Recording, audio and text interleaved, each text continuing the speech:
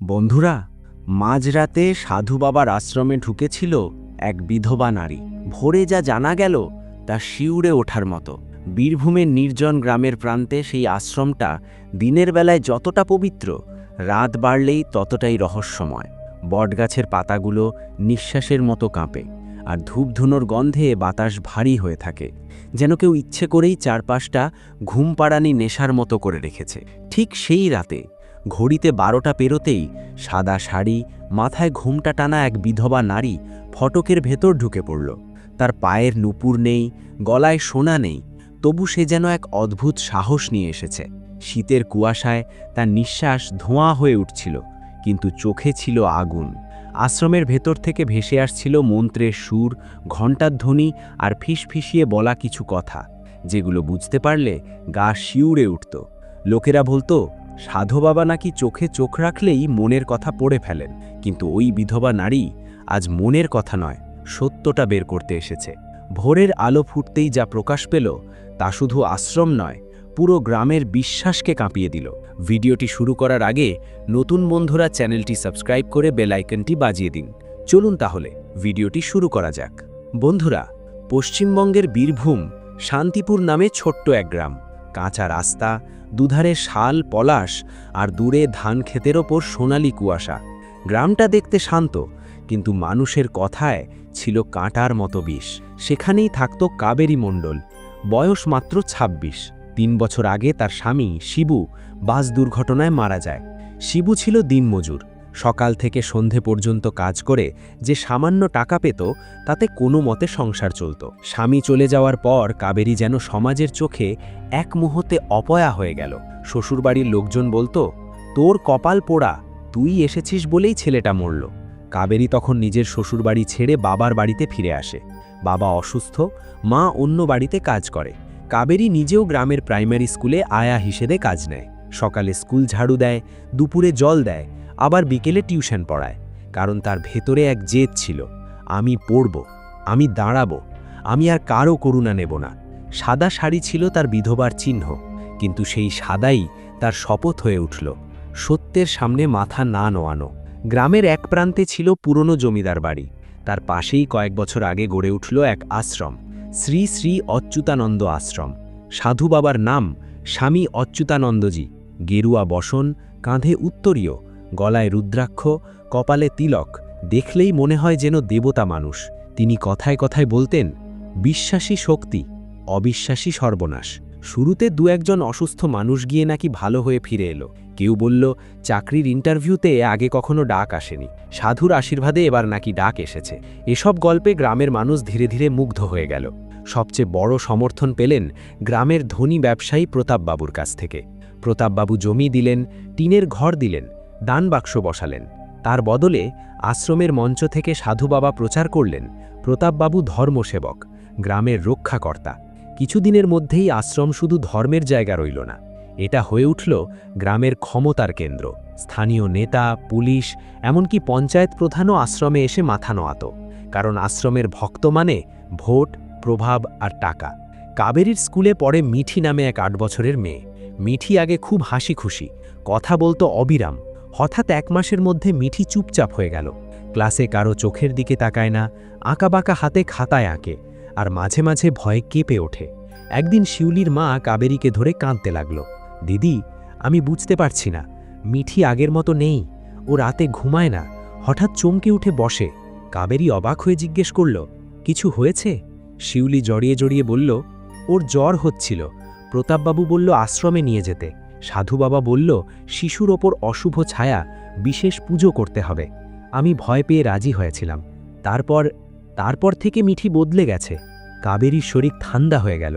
সে জানত এই ধরনের বিশেষ পুজো কথাটার আড়ালে কত কিছু লুকিয়ে থাকতে পারে। কিন্তু শিউলি আর কিছু বলল না, বলল কেউ জানলে আমাকে মেরে ফেলবে। কাবেরী তখনই বুঝল গ্রামের নীরবতা কোনো সাধারণ ভয় নয়, এখানে ভেতরে কিছু পচন আছে। কাবেরী গোপনে খোঁজ নিতে শুরু করল। সে জানতে পারল আশ্রমে মাঝে মাঝে রাতের পূজা হয়। সেই পূজায় নারীদের আলাদা করে ডাকা হয়, বিশেষ করে যারা দুঃখী, অসহায়, একা, বিধবা, স্বামী পরিত্যক্তা, দরিদ্র মেয়েরা। গ্রামের লোকেরা এটাকে আধ্যাত্মিক চিকিৎসা বলে চালিয়ে দেয়। কেউ প্রশ্ন করলে বলে সাধু বাবার কাজ বুঝবি না। কাবেরীর নিজের জীবনেও কষ্ট ছিল, তাই সে জানত মানুষ যখন ভাঙে তখন অন্ধবিশ্বাসে ভর করে, আর ভাঙা মানুষকে ধরা সবচেয়ে সহজ। একদিন বাজার থেকে ফেরার পথে কাবেরী শুনল দুই মহিলা ফিসফিস করে বলছে ওকে নাকি বিশেষ কক্ষে ডেকেছিল, তারপর থেকেও মানুষকে এড়িয়ে চলে। আরেকজন বলল, চুপ, সাধু বাবার লোকজন শুনলে সর্বনাশ। এই ফিসফিসি কাবেরীর ভেতরে আগুন জ্বালিয়ে দিল। কাবেরীর কলেজে পড়ার সময় বন্ধু ছিল অরিন্দম মুখার্জি। এখন সে সিউড়িতে এক স্থানীয় নিউজ পোর্টালে কাজ করে। মাঝে মধ্যে গ্রামে আসে খবর সংগ্রহ করতে। কাবেরী একদিন অরিন্দমকে ডেকে সব বলল, মিঠির বদল, রাতের পূজা, নারীদের ভয়।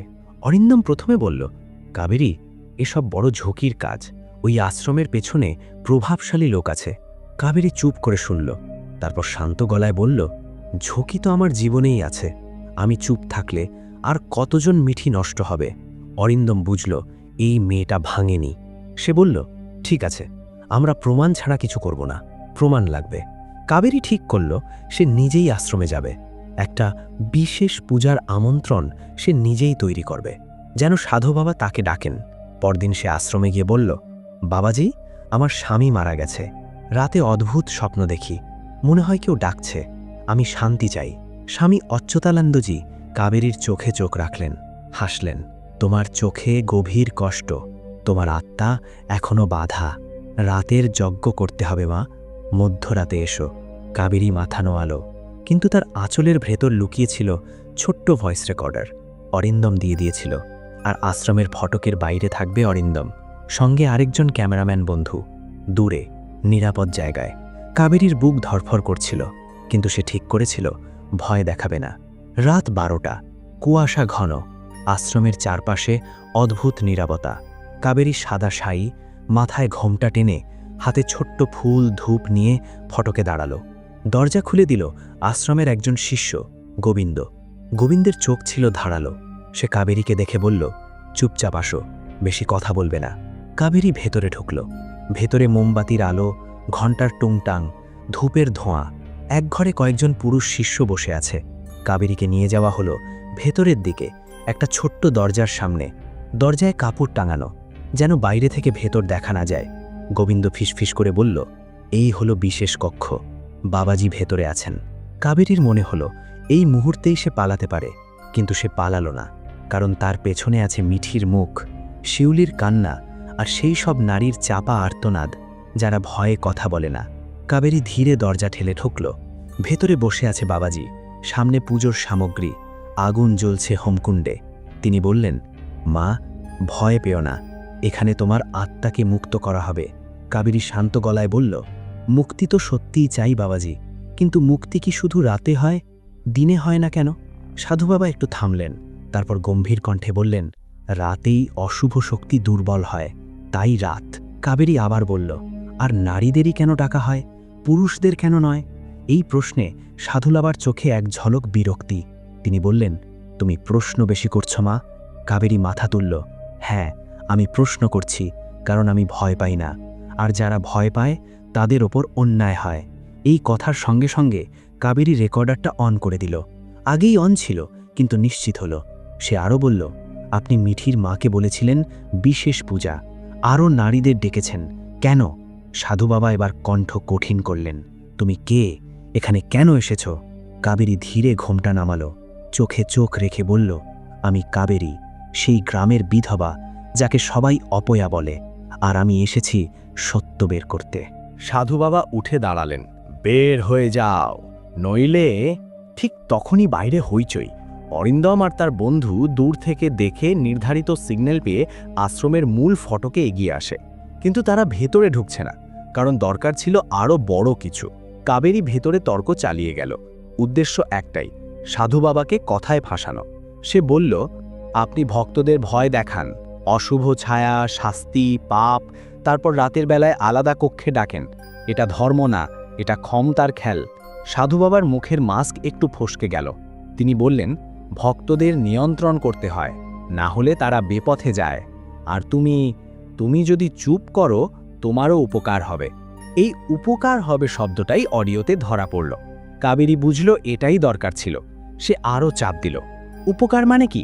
টাকা, দান নাকি ভয়? সাধু বাবা রাগে কাঁপলেন। তুমি বুঝবে না, এখানে যা হয় আমার নিয়মে হয়। এই কথাটাই ছিল সেই চূড়ান্ত প্রমাণ, ক্ষমতার স্বীকারোক্তি। কাবেরী দ্রুত দরজার দিকে এগোলো। বাইরে গোবিন্দ দাঁড়িয়ে বাধা দিল। কাবেরী চিৎকার করল, অরিন্দম, এখন! অরিন্দম আগে থেকেই থানায় সন্দেহজনক কার্যকলাপ নিয়ে একটি সাধারণ ডায়েরি করেছিল, কারণ সে জানত শুধু মিডিয়া দিয়ে হবে না, প্রশাসনকে টানতে হবে। কাবেরীর চিৎকারের সঙ্গে সঙ্গে অরিন্দম ফটকের সামনে জড়ো হওয়া কয়েকজন গ্রামের মানুষকে ডেকে আনে, যারা আগেই সন্দেহ করত কিন্তু সাহস পায়নি। তাদের মধ্যে ছিল মিঠির মা শিউলি, আরও দুজন নারী, এক বৃদ্ধ যিনি আগে আশ্রমে দান করেছিলেন। ভোরের আগেই আশ্রমের সামনে জমে গেল ভিড়। অরিন্দম তখনই তার ফোনে অডিও ক্লিপের অংশ আপলোড করে দেয়, আইনগত ঝামেলা এড়াতে মুখ ঢেকে বা ভয়েসের অংশ হিসেবে। খবর পৌঁছায় সিউড়ি থানায়। কিছুক্ষণের মধ্যে পুলিশ আসে। দলের নেতৃত্বে ইন্সপেক্টর রুদ্র প্রতাপ সিং।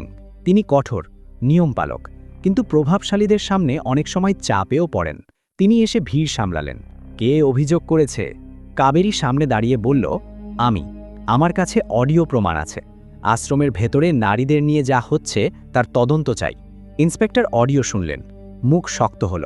তিনি জানতেন এটা ছোট ঘটনা নয়, কিন্তু একই সঙ্গে তিনি বুঝলেন এই আশ্রমের সঙ্গে প্রতাপবাবু, নেটা সবাই জড়িত। তারপরেও তিনি বললেন, আইন সবার জন্য সমান, আমরা তদন্ত করব। পুলিশ আশ্রমের ভেতর তল্লাশি শুরু করল। হোমকুণ্ডের পিছনে একটা লুকোনো আলমারি, সেখানে কিছু নথি, ক্যাশ বই আর কয়েকটা পুরনো আইডি কার্ড। একটা কার্ডের নাম অচ্যুত পাল, ঠিকানা কলকাতার উপকণ্ঠ।